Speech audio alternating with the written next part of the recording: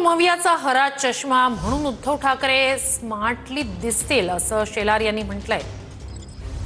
राम नाईक अध्यक्ष असल्यापासून दुबार मतदारांबाबत आम्ही बोलतोय असंही शेलार यांनी म्हटलंय।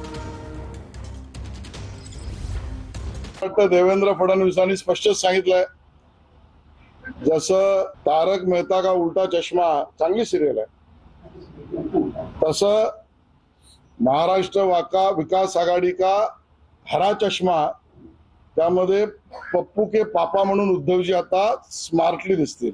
राम नाईक असल्यापासून अध्यक्ष तेव्हापासून आम्ही दुबार मतदारावर बोलतो आहोत। निवडणूक आयोगाने चांगलं काम केलं पाहिजे, मतदार आधी सुधारली पाहिजे, आमची मागणी आहे। देवेंद्रजी तर कोर्टात गेले। आता मुद्दा हे जे सांगू पाहत होते की दुबार मतदार केवळ हिंदूच, मराठीच आणि दलित, हे आता उघडे पडले आहेत।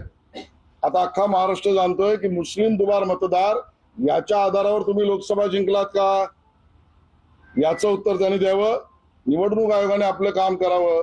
निवडणुकीच्या पराभवाचा पळ काढण्यासाठी भित्रूभाई आणि पळपुटेपणा हा राज ठाकरेंच्या पक्षाचा, उद्धव ठाकरेंच्या पक्षाचा आणि महाराष्ट्र विकास आघाडीचा आहे।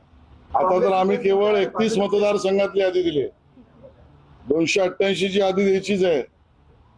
आणि त्यामुळे हे सगळं सत्य जे कथानक करू पाहत होते ना, भाजपच्या विजयावर प्रश्नांकित करायचं, महायुतीच्या विजयाला प्रश्नांकित करायचं आणि मतदार यादीवर प्रश्न निर्माण करून आयोगाला प्रश्न आणि प्रश्नांकित भाजप, हे कथानक आता डिस्ट्रॉय झाले, तोडणार पडलेले आहे।